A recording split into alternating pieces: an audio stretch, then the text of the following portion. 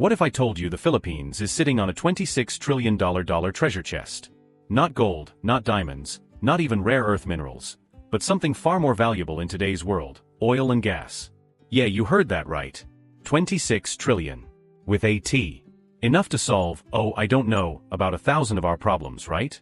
But here's the kicker: we're still importing fuel like we're running a perpetually thirsty jeepney. What gives? First up, let's talk numbers, because these aren't just fairy tales. We're not talking about your Lola's hidden stash of emergency cash. We're talking about the Department of Energy's own estimates, backed by various geological surveys. We're talking billions of barrels of oil and trillions of cubic feet of natural gas. Places like the West Philippine Sea, Palawan, and even parts of Mindanao are just sitting on it. It's like finding out your backyard is actually Fort Knox, but you're still mowing the lawn with a push mower. This isn't some backroom whisper. This is official geological gospel. The numbers thrown around aren't just plucked from thin air. They're the result of serious surveys, seismic data, and expert analysis dating back decades. We're talking about projections from both local and international energy bodies that confirm the Philippines is perched atop a veritable goldmine of hydrocarbons. Think about it: Service Contract 72, SC-72, specifically the Recto Bank area in the West Philippine Sea, alone is estimated to hold about 2.7 trillion cubic feet of natural gas. And that's just one area. There are other sites, like the Reed Bank, and even onshore prospects in places like Cebu and Mindanao, that hint at vast yet to be fully quantified reserves. The sheer scale is mind-boggling. It's like being gifted a Lamborghini, but it's locked in a garage you can't access, and you're still stuck commuting on a tricycle. The potential for energy self-sufficiency, for stabilizing our own power grid, for fueling our industries without the constant anxiety of global price fluctuations, it's a dream that feels almost tangible. This isn't just about reducing our fuel bills, though that would be a sweet bonus, right? It's about fundamental economic transformation. Imagine the jobs created, not just for drilling and extraction, but in related industries: manufacturing, logistics, engineering, research and development. We could build our own energy supply chain, reducing our reliance on volatile international markets and the geopolitical chess games that come with them. Think about the strategic advantage of controlling your own energy destiny. No more holding our breath every time OPEC sneezes or a conflict erupts on the other side of the world. It's about energy security, national resilience, and quite frankly, the kind of robust economic future that every developing nation dreams of. The numbers are so staggering that they almost sound like science fiction. When you hear $26 trillion, your brain probably short-circuits. To put it in perspective, that's roughly 80 times the current annual national budget of the Philippines. 80 times. We could fund massive infrastructure projects, overhaul our education and healthcare systems, invest in renewable energy initiatives, and still have enough left over to probably buy a few small countries. It's not just a jackpot, it's a generational opportunity. This isn't just about wealth, it's about empowerment. It's about shifting from an economy that is highly vulnerable to external shocks to one that is more self-sufficient and resilient. The very notion that this much potential lies beneath our waters, yet remains largely untouched, is both tantalizing and frankly infuriating. It begs the question: if it's there, if we know it's there, then what in the world is holding us back from unlocking this colossal fortune? Because honestly, it feels like we're leaving bundles of cash just floating around in the ocean. Oh, if the Philippines is basically swimming in liquid gold and gaseous glory, why are we still paying premium prices at the pump? What's stopping us from becoming the next Middle Eastern marvel, but with better beaches and way more karaoke? The answer, my friends, is a tangled web of geopolitics, legal loopholes, and a healthy dose of easier said than done.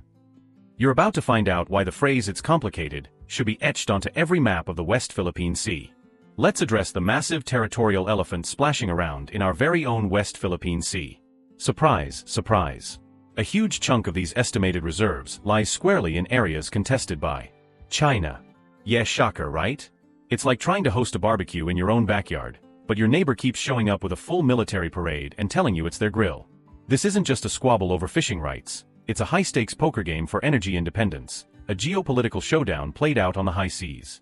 China's expansive claims, based on a historical map that looks more like a child's drawing than an international boundary, their infamous 9-line, directly overlap with areas the Philippines has every legal right to explore, areas explicitly defined as part of our exclusive economic zone, EEZ, under the United Nations Convention on the Law of the Sea, UNCLOS. The absurdity of it all is almost comedic, if it weren't so serious. In 2016, an international arbitral tribunal in The Hague definitively ruled in favor of the Philippines, invalidating China's sweeping claims. It was a clear, unequivocal victory for international law. But China? They basically crumpled up the ruling, lit it on fire, and then denied the existence of fire. Their consistent refusal to acknowledge the ruling means that any attempt by the Philippines or its partners to explore or develop resources in areas like Rectobank, which is well within the Philippine EEZ, is met with immediate, often aggressive pushback. We're talking about Chinese Coast Guard vessels swarming the area, performing dangerous maneuvers, and intimidating survey ships. It's like trying to get a takeout order, but a massive, uninvited guest keeps blocking the drive-thru and demanding to see your receipts for the past 500 years. This aggressive posturing creates an environment of immense risk. Major international energy companies, the ones with the deep pockets and the technical know-how to extract these resources, are understandably hesitant. Who wants to invest billions of dollars in an offshore drilling project only for it to become a flashpoint for international conflict? It's a high-stakes game of chicken where the stakes are our energy future. The dispute effectively puts a padlock on our own treasure chest, with China holding the only key and refusing to give it up. This constant intimidation means that even the most optimistic and well-funded projects are stalled before they even begin. The fear of confrontation, of asset seizure, or even just prolonged delays due to geopolitical tension, makes these ventures economically unviable for most private entities. So while the oil and gas are technically ours under international law, the practical reality is that accessing them is like trying to reach a piece of cake at a party where a much larger, very territorial person is standing directly in front of the dessert table, daring you to take a slice. And they've brought their security detail. Until this geopolitical impasse is effectively managed, either through sustained international pressure, a breakthrough in diplomacy, or a significant shift in regional power dynamics, the $26 trillion will continue to sit there, tantalizingly out of reach, a constant reminder of what could be, but isn't. The irony is bitter. We have the wealth, but another nation's aggressive posture keeps it locked away, forcing us to buy from others what we have in abundance beneath our own waters. But wait, there's more. Even if China suddenly decided to play nice, which, let's be honest, is about as likely as me winning the lottery twice in one day, you're still faced with a bureaucratic maze that makes a scavenger hunt look like a walk in the park. Getting permits, securing investments, drafting ironclad contracts, it's a legislative labyrinth. Think about it. Massive energy projects require massive investment, and investors aren't exactly lining up to throw billions into a region where geopolitical tensions could ignite faster than a leaky gas pipe. But even if the territorial disputes were magically resolved, the Philippines' domestic legal and regulatory environment presents its own set of formidable challenges. We're talking about a bureaucratic Bermuda Triangle where clarity and consistency seem to vanish, leaving investors lost and frustrated. Consider the complexity of navigating multiple government agencies, each with its own set of requirements, timelines, and interpretations of laws. From the Department of Energy to the Department of Environment and Natural Resources, the sheer volume of paperwork and approvals needed for a large-scale offshore drilling project can feel like trying to solve a Rubik's Cube blindfolded. Then there are the ever-shifting goalposts. We've seen moratoriums lifted, then reimposed, then maybe relifted on oil and gas exploration, a policy volatility that is the bane of any long-term investor. It's enough to give even the most seasoned financial whiz whiplash. Imagine pouring hundreds of millions, even billions, into seismic surveys and feasibility studies, only for a sudden policy shift to halt everything indefinitely. It's a game of regulatory musical chairs, and no one wants to be caught without a seat. Investors need certainty. They need clear, predictable policies, and a legal framework that doesn't feel like it was written on the back of a napkin during a stormy boat ride. The Philippines operates under service contracts, where the private sector conducts the exploration and development, sharing profits with the government. This model, while common, requires a robust, transparent, and stable legal foundation. When there's uncertainty about ownership, contractual sanctity, or the very enforceability of agreements, it introduces an unacceptable level of risk for global energy giants. They have other, less complicated places to deploy their capital. Furthermore, there are often issues with the efficiency of the permitting process itself. Delays, bureaucratic bottlenecks, and a lack of streamlined procedures can add years to a project's timeline and millions to its cost. In an industry where time literally translates into money, and massive amounts of it, such delays are prohibitive. The Philippines also faces challenges in capacity building within its own regulatory bodies, ensuring they have the technical expertise and resources to efficiently evaluate and oversee complex deep-water drilling operations. Without it, that $26 trillion stays right where it is, under the sea, looking pretty, but not doing anyone any good. Unless, of course, you're a really rich fish with an aversion to modern technology. This bureaucratic quagmire effectively acts as an invisible barrier, almost as effective as a naval blockade, keeping potential prosperity firmly out of reach. So, who's going to pony up the cash when the rules keep changing and the neighbor keeps flexing? Even if the permits were handed out like candy, you still need someone brave, or perhaps, utterly foolhardy, enough to foot the bill. And that brings us to the next big hurdle: The kind of hurdle that makes even Scrooge McDuck clutch his money bin. Let's be real, extracting oil and gas isn't exactly a DIY project with a shovel and a bucket. We're talking billions of dollars in infrastructure, specialized equipment, and highly skilled personnel. The Philippines, while bursting with potential, needs serious foreign direct investment to kickstart these massive operations. But who wants to invest in a region where sovereignty is, shall we say, fluid, and legal frameworks change faster than a Manila traffic light? This isn't just about writing a check, it's about making a multi-decade commitment to a high-risk, high-reward venture. We're not talking about a corner store loan. We're talking about the kind of capital that only major international oil and gas corporations possess. These companies operate on a global scale, and they have countless options for where to deploy their massive financial resources. They conduct rigorous risk assessments, looking at political stability, regulatory certainty, geological potential, and crucially, the overall investment climate.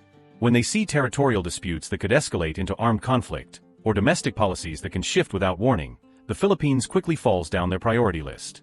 It's like trying to convince a world-class chef to open a restaurant in a neighborhood where the landlord constantly changes the rent and rival gangs frequently engage in turf wars right outside the door. No matter how good the ingredients are, the environment is just too volatile.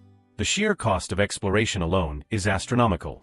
Seismic surveys, exploratory drilling, and the necessary environmental impact studies can run into hundreds of millions of dollars before you even strike a single barrel of commercially viable oil. If a company invests all that upfront capital, only to be blocked by political instability or deterred by international pressure, it's a catastrophic loss. This makes even the most lucrative prospects seem too risky. The chicken and egg scenario here is brutally clear. We need the money to claim the wealth, but the wealth is hard to claim without the money. And while some domestic efforts are underway, and the Philippine National Oil Company (PNOC) has its own exploration arm, they're often dwarfed by the sheer scale of the challenge and the technological complexity of deep water drilling. These projects aren't just about extracting resources, they're about building an entire industrial ecosystem. We're talking about jobs for engineers, geologists, maritime workers, logistics personnel, and so many more. We're talking about the development of local supply chains, the transfer of technology, and the creation of an energy sector that can truly contribute to the nation's GDP in a significant way. Imagine a Philippines not beholden to fluctuating global oil prices, where the money currently spent on imports could be redirected to education, healthcare, or infrastructure. That's the dream. But without that initial massive influx of investor confidence and capital, the dream remains stuck in perpetual snooze mode, a tantalizing mirage on the horizon. The truth is, until the investment climate becomes irresistible, that $26 trillion simply won't materialize into anything beyond a speculative number. But even if the money started flowing and the permits were magically granted, there's another massive consideration we absolutely cannot ignore. Because, let's be honest, what's the point of becoming an energy giant if you trash the very paradise that defines you? Now, before you start picturing oil rigs sprouting up like mushrooms after a typhoon, let's not forget the big green, often angry elephant in the room: environmental concerns. Drilling for oil and gas, especially offshore, has an undeniable impact on marine ecosystems. We're talking about a country known for its pristine beaches, incredible biodiversity, and vibrant coral reefs, the very things that draw millions of tourists and define our natural heritage. It's a delicate balance, trying to tap into black gold without creating a black tide that destroys our ecological gold. The Philippines is part of the Coral Triangle, a global hotspot for marine biodiversity. Our waters are home to countless species of fish, corals, and marine mammals. Any significant oil spill or even routine operational discharges from drilling could have catastrophic long-lasting effects on these fragile ecosystems. The thought of an oil slick washing up on the shores of Palawan or Boracay is enough to send shivers down any tourism advocate's spine. It's a fundamental conflict that requires incredibly careful navigation. How do you balance the desperate need for energy security and economic prosperity with the imperative to protect our planet? It's a tightrope walk over an ecological abyss. This isn't just about abstract environmentalism, it's about the livelihoods of millions of Filipinos who depend on fishing, tourism, and healthy coastal environments. An oil spill isn't just an ecological disaster, it's an economic one, wiping out industries and leaving communities devastated. That's why any development needs to be done with the highest environmental standards, with robust safeguards, and a genuine commitment to sustainability. We're talking about cutting-edge technology to prevent spills, rigorous environmental impact assessments, continuous monitoring, and effective contingency plans in case of accidents. It's not enough to say we'll be careful, the operational protocols and regulatory oversight must be ironclad. The global push towards renewable energy also adds another layer of complexity. As the world transitions away from fossil fuels, investing heavily in new oil and gas projects might seem like a short-sighted strategy. Should the Philippines be pouring billions into a sunset industry when it could be leading the charge in solar, wind, and geothermal energy, resources we also have in abundance? It's a legitimate debate, and one that highlights the need for a comprehensive national energy strategy that looks beyond immediate needs to long-term sustainability. Because what's the point of $26 trillion if our beautiful islands are choking on black gold, and our future is tied to a dwindling resource? It's a profound question that requires clear-headed answers, public discourse, and scientific backing, not just political expediency. The goal isn't just to extract wealth, it's to build a resilient, prosperous, and sustainable future. This isn't just about dollar signs, it's about making smart choices for generations to come, ensuring our children can still enjoy these pristine beaches we boast about. So given all these colossal challenges, what's the actual roadmap to getting this done? Because clearly, hoping for the best isn't a strategy. So we've outlined the problems, the potential, and the political headaches. What's the prescription for unlocking this colossal wealth? It's not a single magic bullet, but a multi-pronged approach requiring sustained effort and genuine political will. Point 1. Asserting sovereignty with friends. The Philippines needs continued unwavering international support in asserting its sovereign rights in the West Philippine Sea. It's a David versus Goliath situation, and David needs some seriously strong allies. This isn't about military confrontation, it's about leveraging diplomatic avenues and strengthening alliances. This means consistently raising the 2016 arbitral ruling in international forums like the UN and ASEAN, pushing for joint statements of support from key partners like the US, Japan, Australia, and European Union. More coordinated diplomatic pressure on China to adhere to international law, coupled with increased maritime domain awareness and transparency in the disputed waters, is crucial. It's about rallying the global community to stand for the rule of law, making it clear that unilateral claims and intimidation tactics are unacceptable. Building stronger alliances for maritime security and potentially joint exploration agreements with countries not involved in the dispute can also signal international resolve and offer a layer of protection for future ventures. Point 2. Streamlining regulations. Seriously. We need a clear, consistent, and investor-friendly regulatory framework. Cut the red tape, provide incentives, and offer long-term stability. Make it easier for legitimate companies to invest and operate, without getting lost in a bureaucratic black hole. This involves a comprehensive review of existing energy laws and regulations, identifying bottlenecks, and implementing reforms that ensure efficiency, transparency, and predictability. Creating a dedicated high-level task force with a clear mandate to fast-track approvals for strategic energy projects, while maintaining environmental integrity, would be a vital step. We need competitive fiscal terms, clear dispute resolution mechanisms, and robust contract sanctity to attract top-tier global players. Investors need to be confident that their investments are protected and that the rules of the game won't change mid-play. Point 3. Building domestic capacity, smart growth. We can't just rely on foreign players. Investing in our own technical expertise, training our own workforce, and fostering local energy companies will build a sustainable industry that benefits Filipinos directly. We need to be the engineers, the geologists, the decision-makers, not just the spectators. This means prioritizing education and training programs in geology, petroleum engineering, maritime operations, and environmental management. Establishing research and development hubs focused on energy technologies, fostering local consortia, and encouraging joint ventures between Filipino and international firms can facilitate technology transfer and build indigenous capabilities.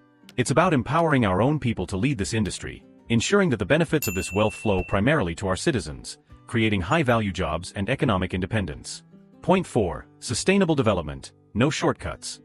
Any exploration and extraction must be done with the absolute highest environmental standards. Period. We need robust environmental impact assessments, cutting-edge technology to minimize risks, and a commitment to protecting our irreplaceable natural heritage. It's not either-or, it has to be both. This means adopting international best practices for offshore drilling, implementing real-time monitoring systems, and having comprehensive, well-drilled emergency response plans for potential spills. Investing in clean technologies, minimizing carbon footprint, and dedicating a portion of potential revenues to marine conservation efforts are essential. We must ensure that the pursuit of energy wealth does not come at the irreparable cost of our pristine oceans and biodiversity, which are themselves immense national treasures, attracting tourism and supporting countless livelihoods. Clear strategy that prioritizes our long-term energy security and economic prosperity while safeguarding our environment. This involves fostering broad public awareness and consensus, ensuring that communities are informed and consulted about proposed projects. It requires transcending political divides and focusing on a shared national objective. When everyone's on the same page, from politicians to local communities, and the strategy is clear, consistent, and communicated effectively, that $26 trillion starts looking a lot less like a fantasy and a lot more like a future. It's about working together, for the long haul, to transform potential into tangible prosperity. Imagine for a moment, a Philippines that isn't at the mercy of global oil prices. A Philippines that powers its own future, invests in its people, and protects its pristine natural beauty. That $26 trillion isn't just a number, it's a potential game changer. But it's not going to claim itself. It requires bold leadership, strategic partnerships, and a national will strong enough to cut through the geopolitical noise and bureaucratic mess. So, what do you think? Is the Philippines ready to unlock this hidden treasure? What's the biggest hurdle in your opinion? Let me know in the comments below. And if this deep dive into the Philippines' energy potential got your gears turning, smash that like button, hit subscribe, and ring that notification bell so you don't miss our next adventure into the fascinating, frustrating, and utterly fantastic world we live in. Until next time, stay curious, stay informed, and stay ready to make some noise.